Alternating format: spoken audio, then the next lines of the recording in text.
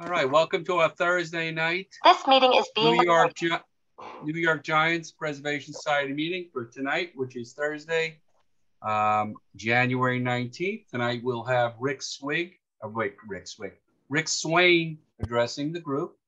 That's better. The reason I picked Rick Swaine to address the group is because past Monday was Martin Luther King Day, and I thought this would be a great time to talk about the Giants and integration. So Rick Swaine will be addressing us in a couple of minutes. Just to give you some other information with what's going on in the group. Rick, by the way, I apologize. Rick Swig just texted me that he's in Cuba. So I apologize for that before we go any further. Tonight marks our 100th Zoom as a group together. You guys, gotta tell you, I was interviewed by the baseball PhD, and he was amazed and gave plenty of plaudits, if you did not listen to it yet, about the ability of this group to learn how to Zoom, to learn how to raise our hands with those yellow silly hands, to learn how to screen share and all of that stuff. So congratulations to all of us. Myself, I'm going to even give myself a pat because I didn't know how to do it either. The only thing we don't know how to do is mute, unfortunately. Hopefully some of us can learn to mute when other people are talking so as to not interfere with what's going on.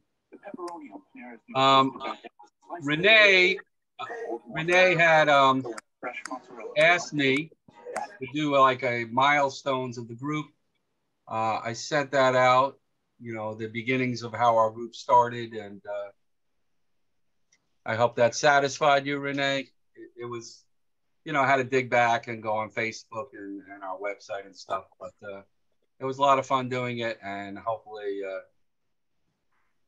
I think the last line was the most important one, that hopefully we'll spend a lot of great memories together in the future. That's our goal anyway. So a couple of other things. The March calendar, which was pretty tentative, is now pretty solidified. March 2nd, Karen Marco will be speaking about her book on Eddie Grant. That is now official. Originally, March 30th, we had Rob Garrett to talk about Charles Stoneham. Then I looked at the calendar, and that's opening day. And I didn't think any of you would want to sit through a Zoom if the game, you know, I know it's a day game, but some of you might be going to the game. So we're going to move that up one day to Wednesday, March 29th. You'll have plenty of time. I will rectify that with you so you know exactly when it is. The only other thing that is not happening is the March 9th with the Rhodes, Dusty Rhodes' siblings. Oh. Not siblings, I'm sorry. Children, or not children. Something came up. Hopefully we're going to do it later in the summer. So anyway, with that all being said, it is my pleasure to introduce Rick Swaine. Besides talking about the book he contributed about the 51 team and about integration, Rick has written many books on the subject, so this is not just a one entry and out.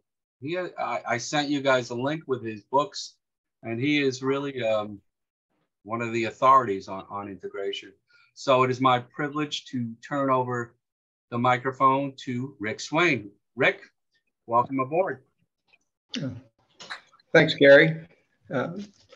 This is my first time doing a Zoom presentation, so be patient. Let me know if you can't hear me, whatever.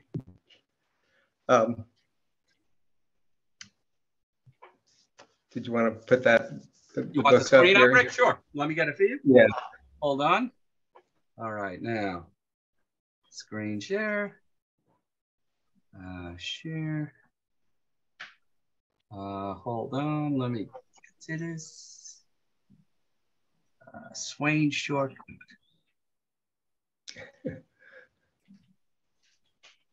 Come on, come up. There we go. Rick, it's all yours. Okay. This is actually the book that I'll be talking from, I guess. I think you got something that said that I had that the team that time forgot was my book. It wasn't. I contributed to that book. Right, I right. had an article in there, but and it was, most of it was coming from this book that was put out about 10 years ago, I think. The Integration of Major League Baseball, and it's a team by team breakdown. So just wanted to correct that. My Can you go to apologies. that? That was a Sabre book where many people contributed. And I meant to Right. say that your article or essay on integration on the 51 team is part of that collection.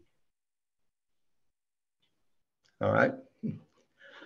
Do you want to go to this first little spreadsheet thing I have here? That's great. I've always been of the opinion that the Giants never got the credit they deserved for integration. The Cleveland Indians and the Dodgers kind of took all the spotlight, but as this little chart shows, of the first 17 major leaguers, black major leaguers, 5 of them were the New York Giants. 5 of them played the 1951 Giants. And I don't know if that's showing up good for you, but Hank Thompson, Monty Irvin, Artie Wilson, Ray Noble, and Willie Mays. And Hank Thompson's got you all probably know this, but Hank Thompson's got an asterisk because he actually broke in with the St. Louis Browns back in 1947, and they released him and after 30 days because they didn't want to pay any more money. And then he came up with the Giants on July 8th of 49. One of the things that I think that's real interesting is on the far right is how old they were, these guys, when they debuted. And see, most of them were middle career guys, except Hank Thompson and Willie Mays, last one on the list. And Mays held the distinction of being the youngest black player to debut, I think up until Vada Pinson in 1958. So he held that for quite a while. And the little chart at the bottom is basically just shows that the Giants and the Indians were tied with, they had 5 apiece. The Dodgers only had 4, and the Braves and the Browns had 2. And of course, Hank Thompson's counted in there twice for both the Giants and the Browns.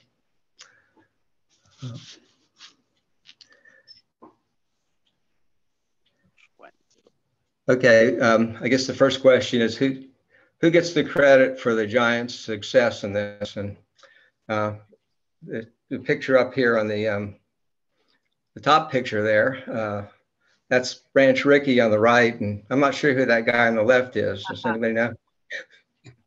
But so why did Branch Rickey? Why is he getting credit for the Giants? Well, he sent Leo Durocher to the Giants in mid 1948 because I guess he got tired of putting up with Leo.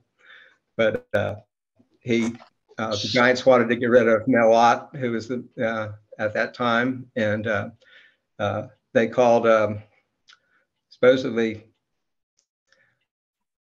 Horace Stoneham called Rickey and wanted to sign Bert Schotten to manage the Giants, but Rickey talked him into taking Durocher instead. And Leo takes credit for a lot of things, and he takes full credit for talking Stoneham into integrating the Giants. According to Leo, they really didn't have any indication that they wanted to do that. And I think he's right on this one. I wouldn't say Leo's always right, but he was right on this. He talked him into basically pursuing Monty Irvin and Hank Thompson. Can we go on to the next one? Well, this didn't come out right, but yeah. Well, that's Mel Ott. And Mellott actually stayed in the Giants system.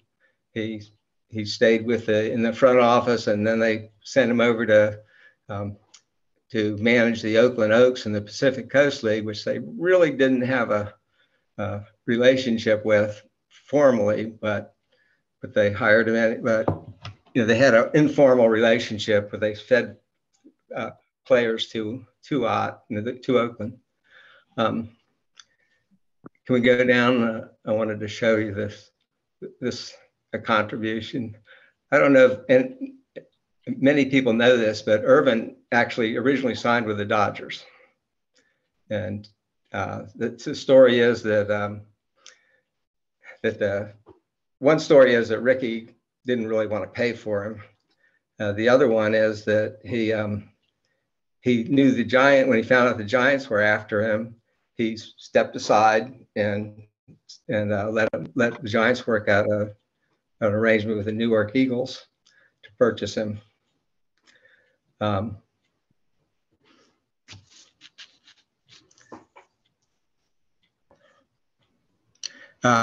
the end of his first season, I think one of the funnier thing about DeRocher is Stoneham wanted DeRocher to give him a full report, a written report about what the Dodgers needed or what the Giants needed. And DeRocher's report was four words. It said, "Back up the truck." In other words, get rid of all those guys. And what he was talking about is a team that had set the major league record for home runs the year before. 1947, they hit 221 home runs, which was the record at that time. And I think it still might be the record for the 154 game season. But anyway, they did start getting rid of Johnny Mize and Willard Marshall and Walker Cooper and all of those guys. And can we move it up, Gary? Oh, I guess nobody got a chance to read all of that, or? Why do you think there was an error in the spelling? I know. I noticed that. It appears quite a bit in the Sporting News. They were under the impression, and a lot of them spelled it with a Y on the end of Monty too. But anyway, it was a funny thing because I was trying to find it on the paper of record. I was doing a search on Irvin and I couldn't find anything in that time frame, and then I realized it was spelled wrong. So anyway, Irvin was really the top choice of most people to integrate the major leagues. But unfortunately, he was in the military when they signed Jackie Robinson. So, well, not unfortunately, as it worked out, but that's why they signed Jackie Robinson and didn't sign Irvin. In fact, Ricky supposedly, when he talked to Irvin, Irvin kind of demurred on the thing and said he wasn't really ready. He was just coming out of the service and he wanted to play a little bit and get in better shape before he committed to trying to play in the major leagues.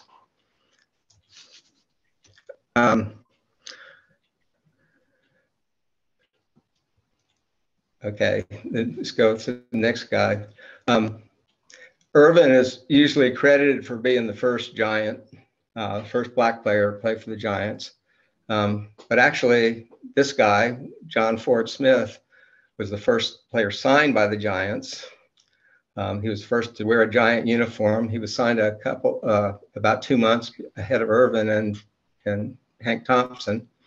And he reported early because he was a pitcher. And so he was the first Giant, black guy to wear a Giant uniform. He never made the major leagues. He pitched in the minors for a couple of years, but he was actually a lot older, quite a few years older than they thought he was. He was 30, and they were thinking he was in his early 20s.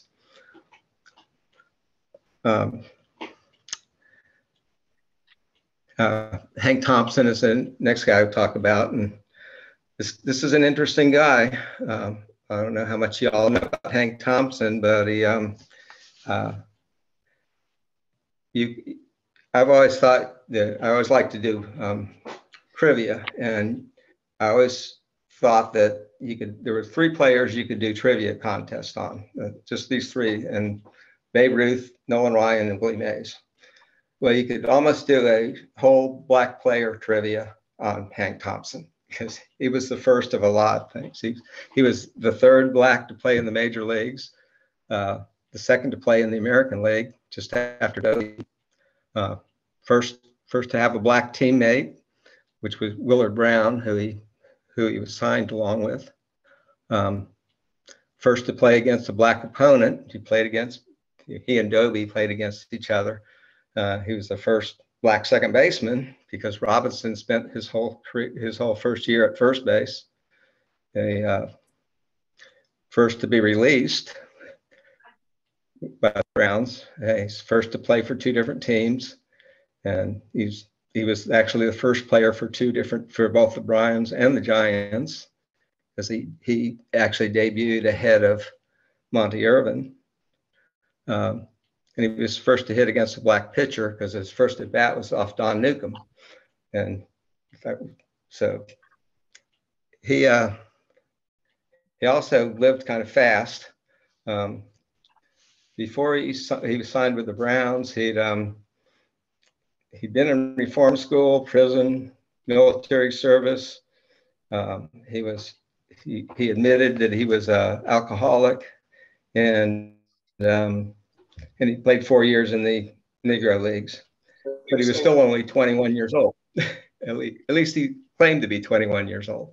And I never had seen that challenged. One of the other things interesting about him, he actually killed Jim Crow on his way to his first Giants spring training camp. In Tulsa, he killed a guy in a barroom brawl, or at least a fight of some kind. I guess he just happened to have a gun, but he killed a guy named James Crow, which seems kind of ironic. He played for the Giants from 49 to 56. He was basically through at the age of 30. He was almost immediately back in trouble with the law. Had several brushes with the law that stoned him, and the Giants managed to get straightened out. But finally, he was convicted of armed robbery and was sentenced to 10 years in prison. And he got paroled at the age of 40. I mean, when some guys are still playing ball, he'd already done his time in prison. And he, again, with the help of the Giants, he got paroled. And then he died of a heart attack at age 43. So he packed quite a bit into a short life. He came up, as I said, in the middle of the 1949 season. He was the first Giant to play, because Irvin pinch hit later in that same game, but Hank remains the first. Irvin had a terrible year, by the way. He came up halfway through the season, hit 224, and didn't hit a homer in 36 games. So he began the 1950 season back in the minor leagues. And I wanted to mention something that's struck me in doing my research. A lot of the early teams to integrate, they wanted to bring the guys in pairs. And that makes a lot of sense from a humanitarian viewpoint, and that they have somebody to keep company. I think it makes some economic sense to them, and that they wouldn't have to pay for two rooms, because you certainly couldn't have, back then you wouldn't expect a black player and a white player to room together. So after, so they, in 1949, they had three players with their Jersey City Farm Club: Irvin, Thompson, and Ford Smith. And then when they brought Thompson in, the Giants were just obsessive about having this 2-player deal. And so when they brought Thompson and Irvin up, Smith didn't have a roommate. And so they brought in a guy named Raul Lopez, who never really amounted to much. And they got him from the Cuban Giants, who were in New York and basically served as kind of a farm team for the New York Giants for quite a while, for the major league team.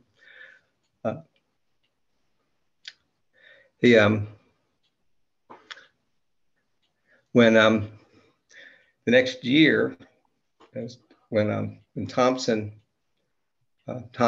was the only one that they sent Irvin to the start of the season in the minors because he did so poorly the year before, and he had Smith there, Fort Smith, to keep him company, but Hank Thompson didn't have anybody there, anybody in the Giants, any black guy, and so and I think he needed some mentoring, or he needed somebody to keep an eye on him maybe. So they deciding what to do, they brought in this guy, and I think we missed him on here somewhere, Gary. It's a picture of, down up more, or down more. Oh, here he is in the middle there. This right here. Yeah. Well, his head's cut off there. Anyway, here he is. Jose Fernandez, who is the son of Jose Fernandez, Sr., who is a well-known catcher in the Negro Leagues. And this guy was basically hired to be Hank Thompson's buddy. And he was also a bullpen catcher. And but soon, kind of lost my spot, my face here. Soon, Irvin was called up to the majors because Irvin slaughtered the pitching in the International League. He hit 510 with 10 homers in 18 games. So they said, we got to bring him up to New York. And they did. And he ended up having a good first full season in New York. Then they didn't have anything. They didn't know what to do with Jose Fernandez, and they kept him around until, and let's move it up a little bit.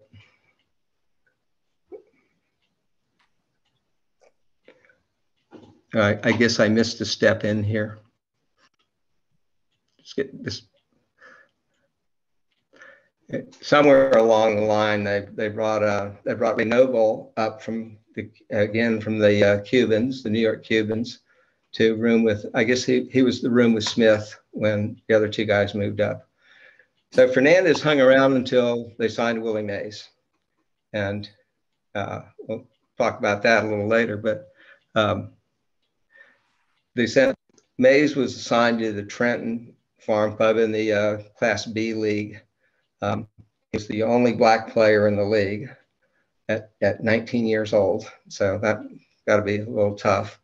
So they sent Jose Fernandez to be Mays's roommate and buddy. And he must have done a pretty good job because Mays hit 353 in 81 games, or half season.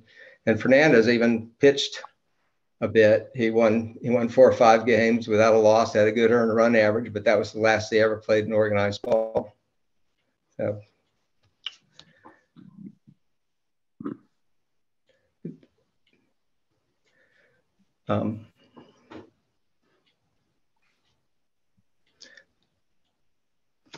okay, I guess we go to Mays's signing, which was, to me, kind of the signature event of the 51 season. That it turned the season around, but the circumstances were a little different. There's Mays in Birmingham. I'm talking about the Birmingham connection a little bit. Piper Davis, who we haven't introduced yet, Artie Wilson, and Willie Mays all played on the same 1948 Birmingham Barons team that was the last Negro League team to win the Negro League championship, because after that the league contracted. There wasn't two different leagues anymore.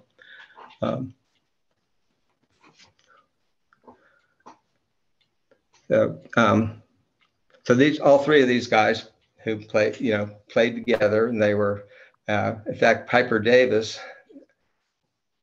Well, I'm really losing track here.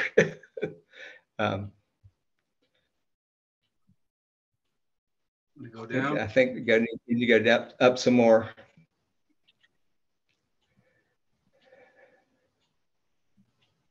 Sorry about this, guys.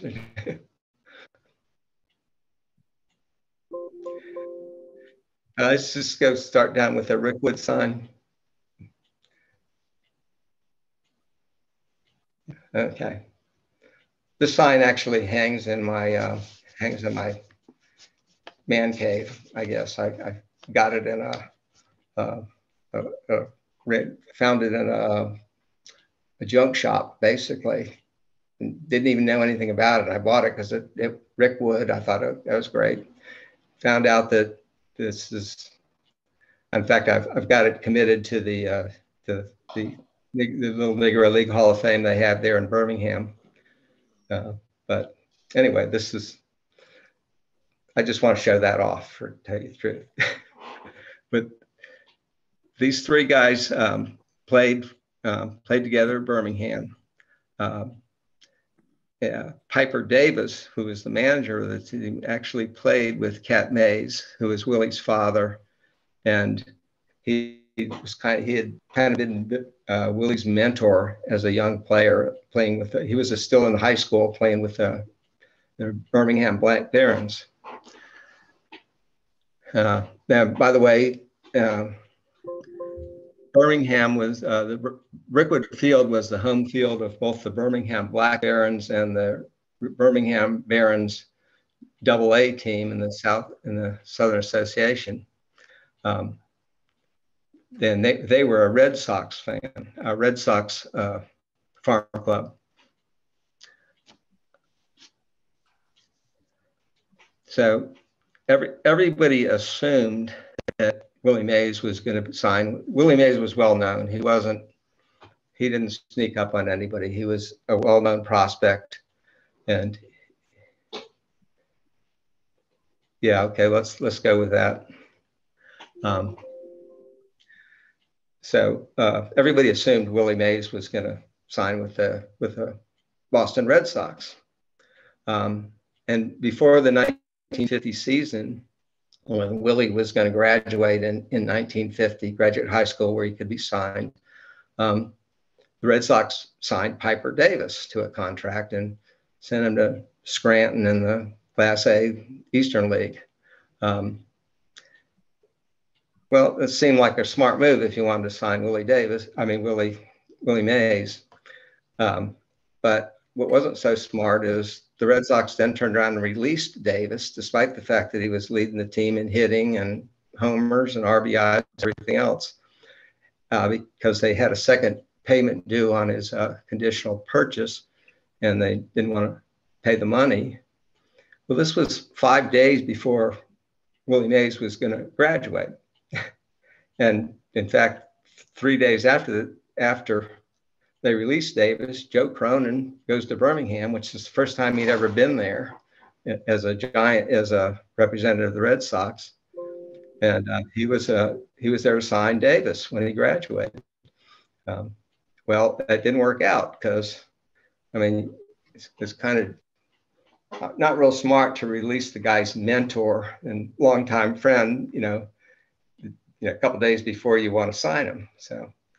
So Willie didn't sign with the Red Sox, so he didn't get to play with Ted Williams, and he hung around a little while and ended up playing a few more games for Birmingham, the Black Barons, and then in June 20th he signed with the Giants. Then a couple days, and the next year, Artie Wilson signs. That they acquire Artie Wilson from the Yankees, and then they sign Piper Davis. So they're bringing the whole group together again, the whole Birmingham connection.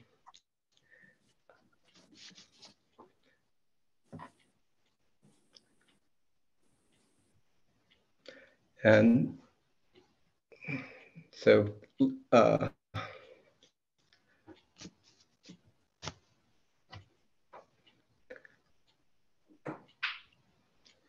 anyway, going into the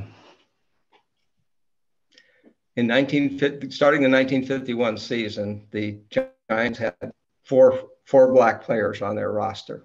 They had Irvin, Hank Thompson, Ray Noble, and Artie Wilson.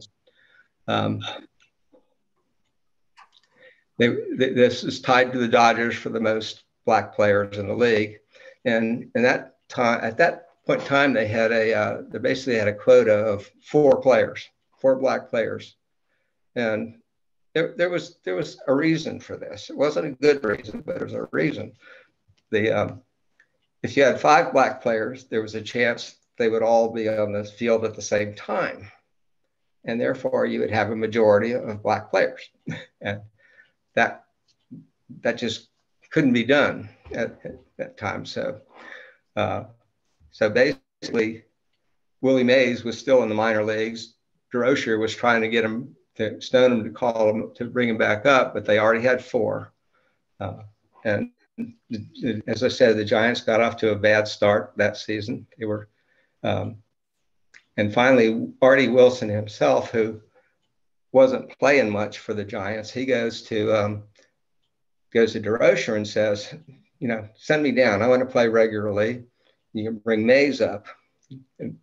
And DeRocher sold Stoneham on this, and then that's how they brought Mays up, and they still stayed within the quota of four black players. And I'm sure you guys know the rest. The Giants had a 17-19 record. They were a losing record when Mays debuted. This is the Birmingham Black Barons team. I'm sorry, I got everything out of sync here. No problem.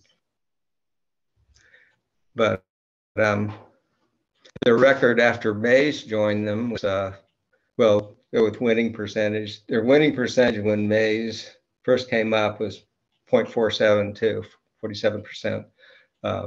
The record with Mays was 669, 67% wins.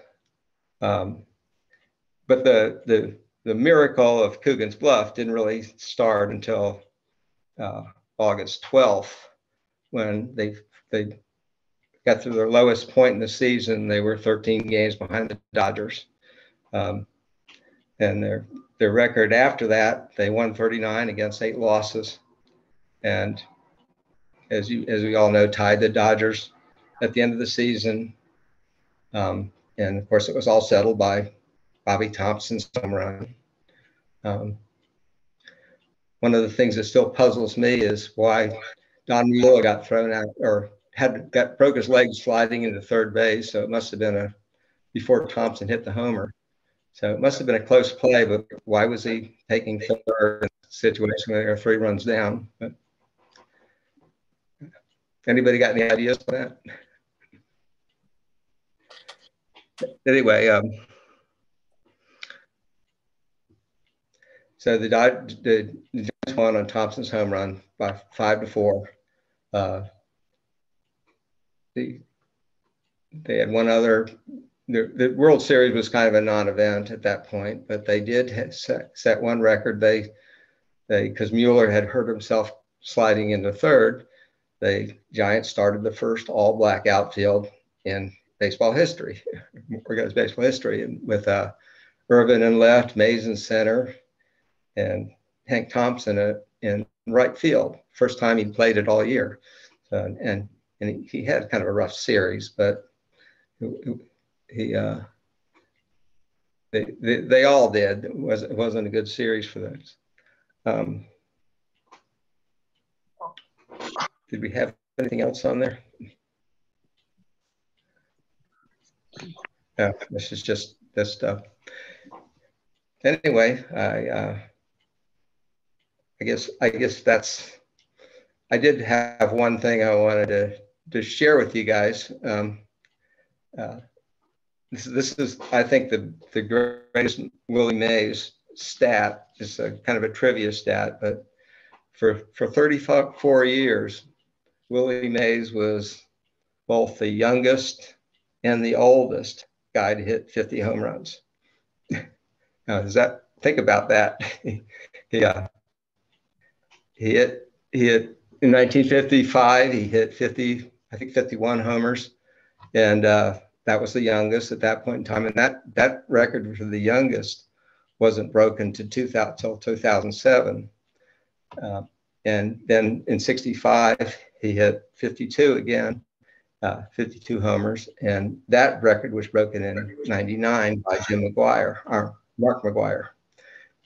So between 65 and McGuire breaks it, that's 34 years where Willie was both the youngest and the oldest guy to have hit 50 homers. So I think that's about all I have, Gary. Rick, thank you so much. Thank you so much for such an informative and important discussion tonight. I mean, this is very prevalent to what was going on during the time and surely today. So thank you so much. And again, you have many books on the subject, and of course, your essay about the 51 team in the team time won't let forget. So Rick, thank you again so much. I got a couple of questions for you. I read a lot about Ray Dandridge. Was he not called up because of his age or because of the quota? Probably both. He did. I didn't think about the quota, but yeah, he was. I think 37 or 38 years old in 1951, and so he. And besides that, if they brought him up, they would have Dave Barnhill, who wouldn't have a roomie, so they would have to. I mean, they were really incredible about that. You always had to have an even number of blacks, otherwise you'd have them rooming with a white. Yeah. My other question. They were the only team to do that. My other question is, Rickwood Field is still viable, correct? Yeah, they still play at least one game there a year, one minor league game. Because they were talking about, you know, Field of Dreams as that would be another place that they might play a game. Did you ever hear anything about that, or? No, I don't really know. I know there was a group doing that. Joe Sherman, I think, was doing that, and I don't know what happened to it. And because they do use. In fact, I was at Rickwood Field. Go ahead. I'm sorry. The last comment I made, you made a lot of great points of Hank Thompson. And maybe you should think about writing a book on him. That those first were there was a real lot of things there. And you know, you didn't mention about the till you showed us the picture about the first black outfield. All that stuff was very, very interesting. Shame he died so young and got into so much trouble. Yeah. All right, let's open up the floor. Jim Weber, you are up. Yeah, Rick, great job. I didn't realize, you know, that's a boatload of research you had to do there. Good job. My question, two of them, have to do with the Barons. Number one, who the Barons were farm team for what major league club or clubs? And the second thing is, what happened to the Barons as their career, their history went on? Did they morph into somebody else purchasing them, changing their name? How long did they live? I'm curious about the Barons themselves as a team.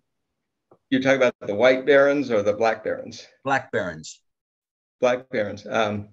They stayed around till the mid 50s, and then the owner, Haney, I think was his name, he just shut them down.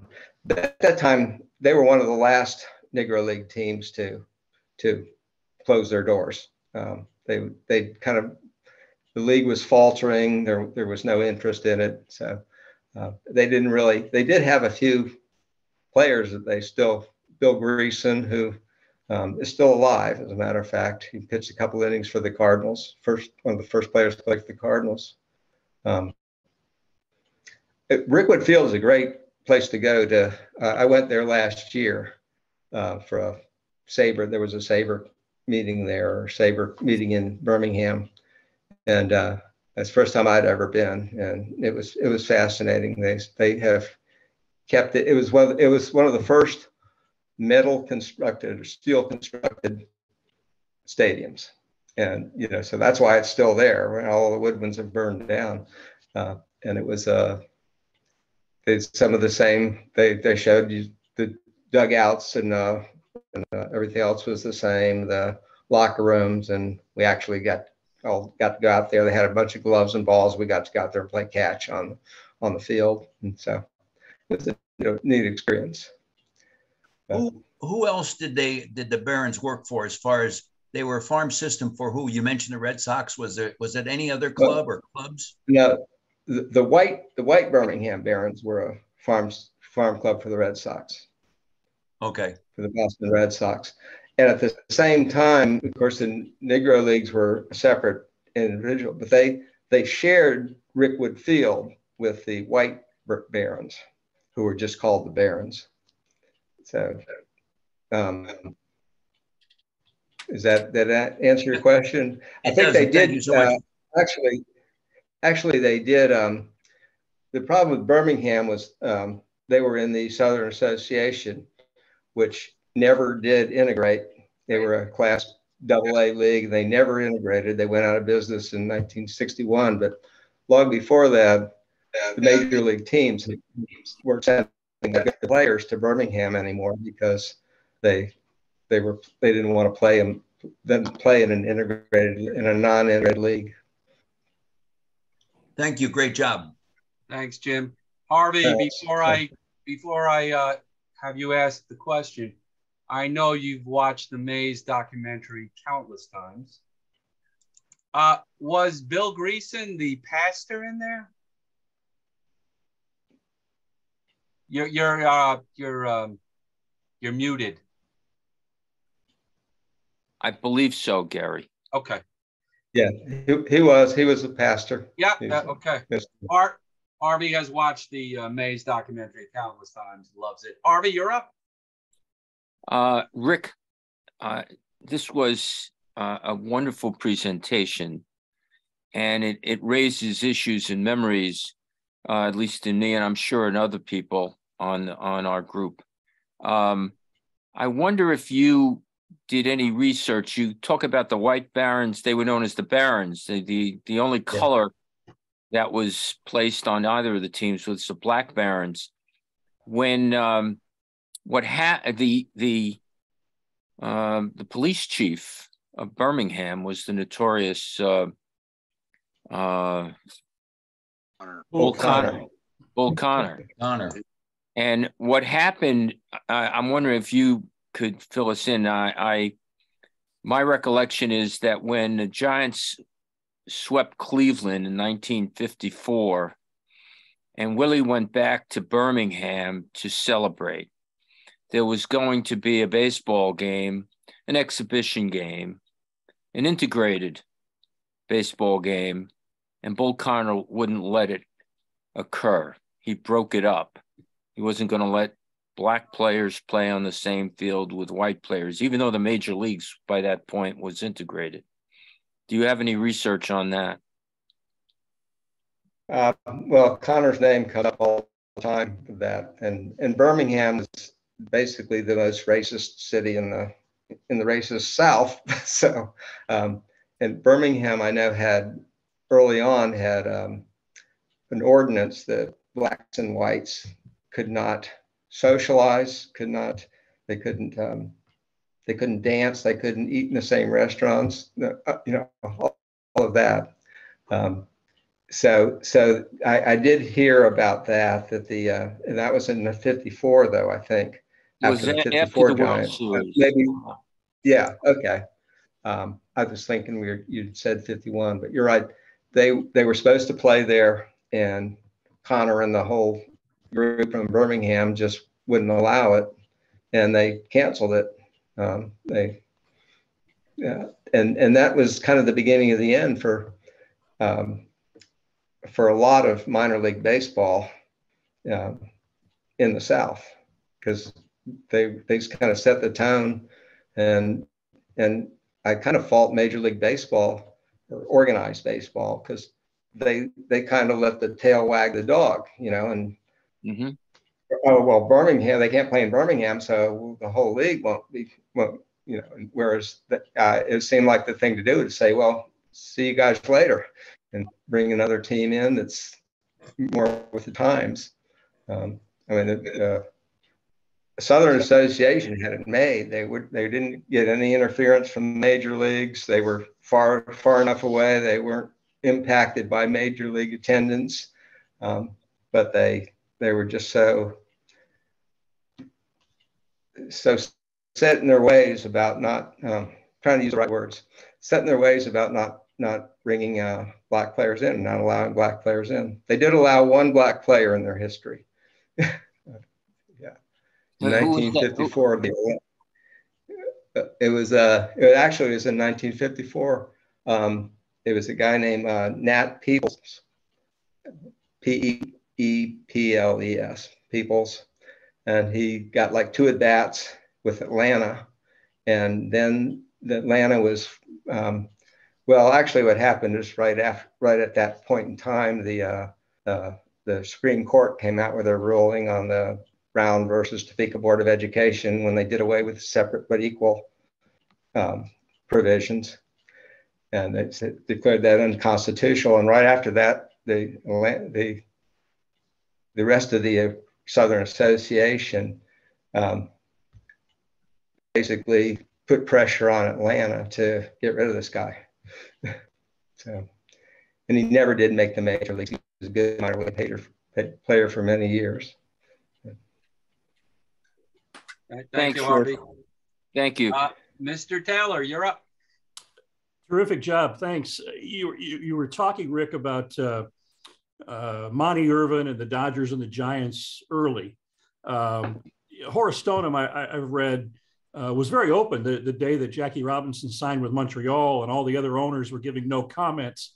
And Horace Stoneham said, we're going to do it too, but we're going to go after young prospects, young players.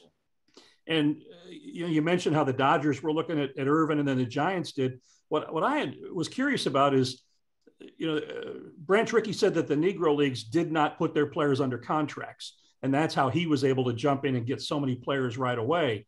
But Effa Manley, who owned the Newark Eagles, was really sharp, really savvy. And if I remember right, and I'm curious your thoughts, I think she was the first Negro League owner that got her players to sign contracts. Did Horace Stoneham end up negotiating with her and purchasing Monty Irvin's contract from the Eagles directly? Yeah, that's my understanding, that after Rickey backed off, they Stoneham negotiated. I think they paid $5,000 for him or something like that, which wouldn't get you a decent utility infielder for a week now. And the other related question, you mentioned how coming out of the service, if I remember right, and you probably know a lot more than I do, Irvin suffered a perforated eardrum in this service, so he was having equilibrium problems, and I thought that's why he wanted to hold off before jumping back into baseball. Am I thinking of somebody else, or did you come across that as well? Yeah, I kind of vaguely remember that. Now that you mention it, he wanted to go play in the winter leagues, because he got out in 1945, which was kind of towards the end of the 45 season. So I think he played a couple games for Newark, and when Rickey talked to him, and then he wanted to go play in the winter league and get some. He wanted to make it right. He was already 30 years old, but so. Thanks, I appreciate it. Terrific job. Rick, Thanks. before we continue with the questions, I got one other question. Such an important topic. What turned you on into doing research not only on the Giant book, but all of your other books? Why was integration so important to you? I mean, a cracker from Florida like me.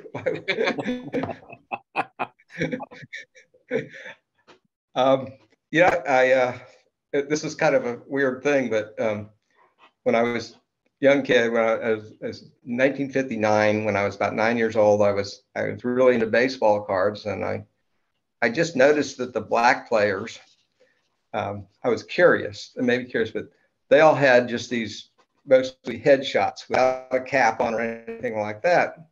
And I later found out that the reason for that was that they were traded so often. That they didn't want a team designation on them, so they couldn't airbrush them out at that time. But anyway, I've always really been interested in the overlooked players and the players that had to overcome physical disabilities and things like that. And the black players sure had a lot to overcome. I think that's wonderful. Judge, you were up. Thank you. Rick, that's really interesting. And I was really interested in, you show how painfully slow it was in the 50s. It obviously picked up, I think, in the 80s, 70s, and 80s. There was a greater number of African-American players, and it's way down now. As far as the arc goes, from the 50s to now, where was the peak when of maybe most African Americans playing in the league, either by number or percentage? The figures get really kind of funny because you had so many Cuban or Hispanic players coming in and people didn't really know what category they fell into. That was a problem back in the 50s, but it got to be worse. I would say in the 70s, that when you talk about just African-American players, that's when basically when pro football, really took off. I think that's when they're, and basketball too. I think that's when a lot of the not black, but the African-American players, young kids, started shying away from baseball. Not to mention, baseball is a really expensive sport for kids to play, and I know in Tallahassee, where I live outside Tallahassee, been talking about sponsoring a kid to play baseball that normally wouldn't be able to play high school baseball because they couldn't afford it, and it runs into thousands of dollars. So I know I wouldn't have been able to play high school ball if my mother had shell out, $50. I probably wouldn't have been able to play. So, was the drop off precipitous when it was just the Latin players just started to I know really be involved and get signed and play? The number of black players, if it peaked in the 70s, did it drop like a rock, or was it slower?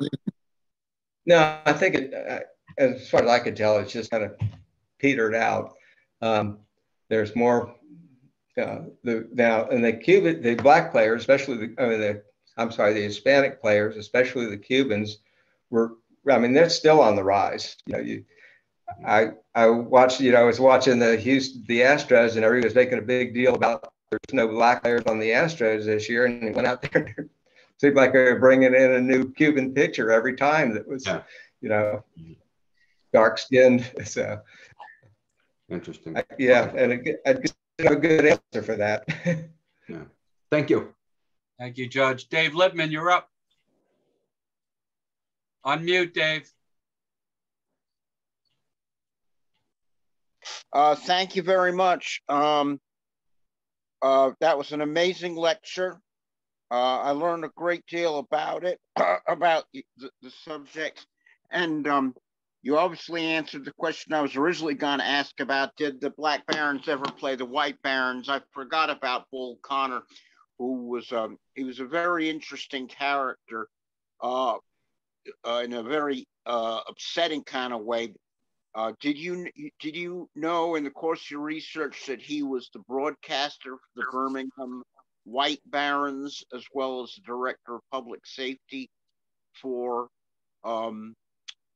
Birmingham, and how he gained his nickname of Bull?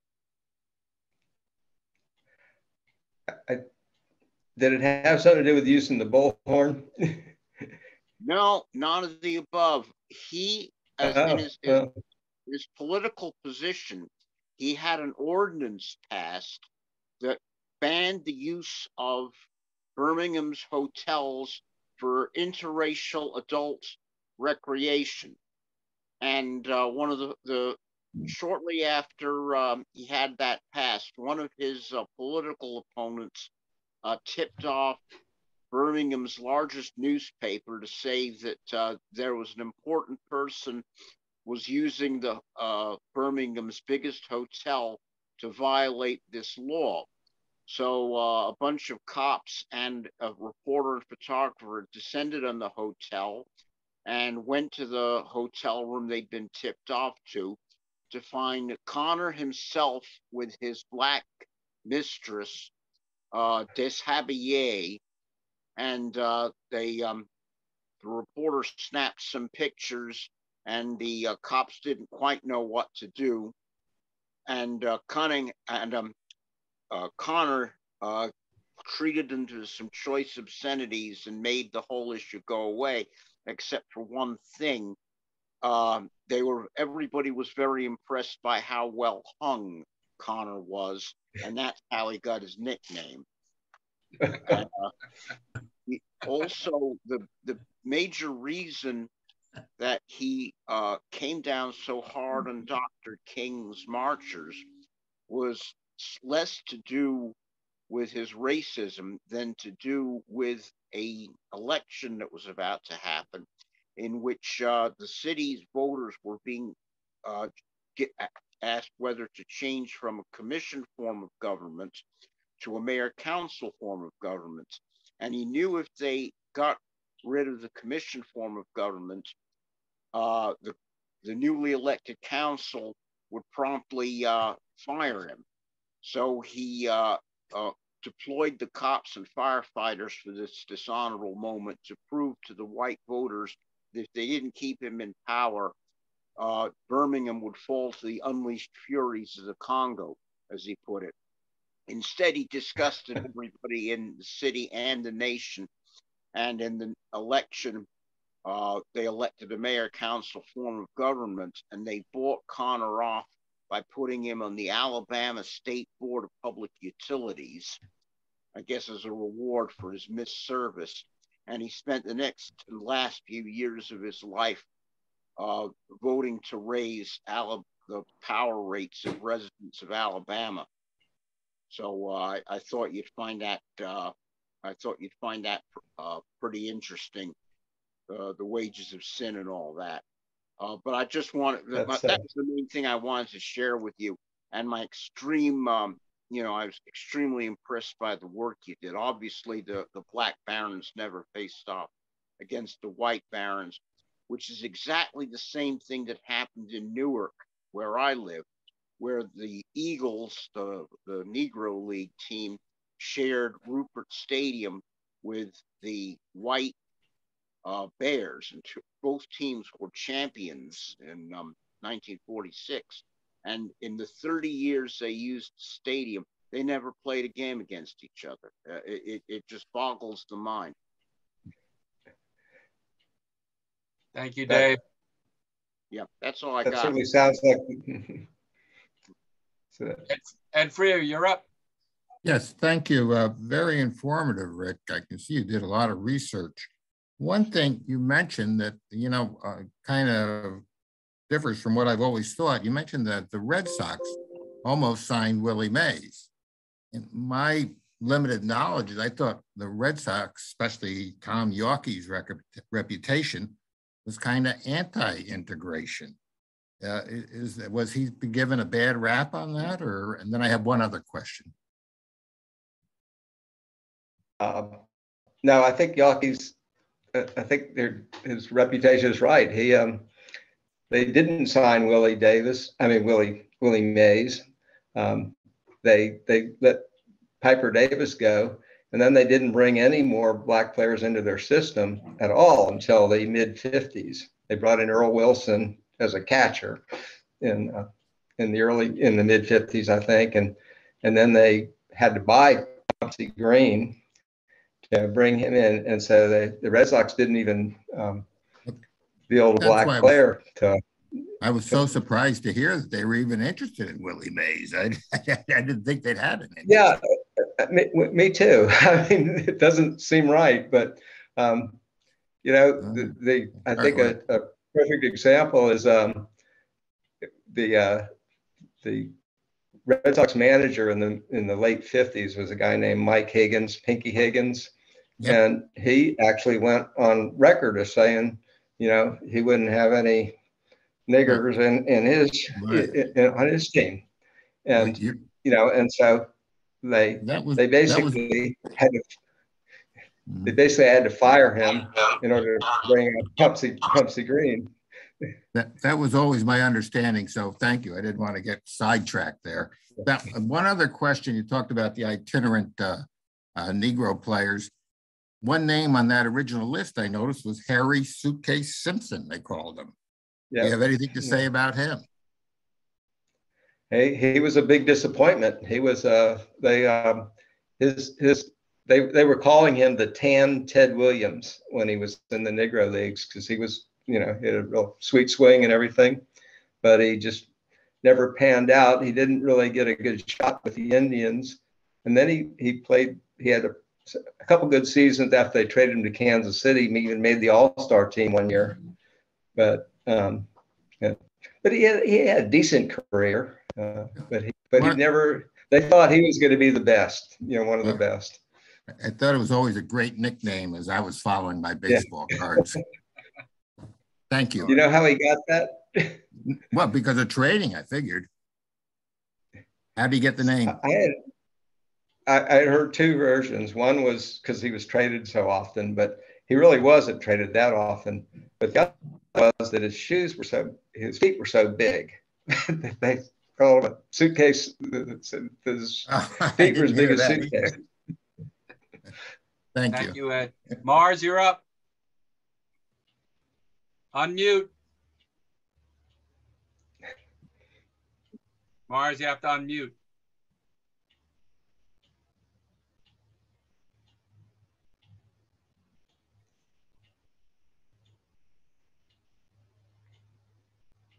Mars, could you unmute if you want to ask a question? Okay. Anybody else have any comments or questions before we call it a night? Gary, Jim. Yeah, Hindi, go ahead. Hindi, go ahead. Yesterday's Times had an article. I was going to get it, but I guess I threw it out, about Major League Baseball wanting to attract Black players. I don't know if anyone saw it. I didn't. I'll look for it because it was an interesting article. Thank you so much. Hey, Rex. It's the lowest point. I mean, it's the lowest point of Black players now. So that was Rick. Thank you, Hindi. Rick, just many of you don't know, Rick has trouble in his home with the internet, Wi-Fi and all that. So he actually went to his girlfriend's house, which he says is not much better. But Rick, we cannot thank you enough for doing all this hard work to please us. It was a great presentation, and we thank you dearly. Rick, if anybody wants any of your books, especially, you know, the first one you were talking about, what's the best way to go about it? They're available on Amazon and things like that, but actually the best way is to McFarland Publications is the publisher, and they do. If you don't know about McFarland, they do a lot of baseball books. They do more nonfiction baseball than anywhere in the country. So you can get it directly from them. They're better price. Thank you so much. Let's all give it up for Rick Swaine tonight. Thank you, Rick. Rick, thank you so much. Thank you, guys. Next week, we'll have James McGee. We'll be talking about his father-in-law, Jack Lucky Lorkey. So we'll see you guys all next week. And we'll hang out here if anybody wants to talk some baseball. Rick, thanks again so much. Be well, everybody. Well, thank you. Enjoyed it. Thanks, Rick.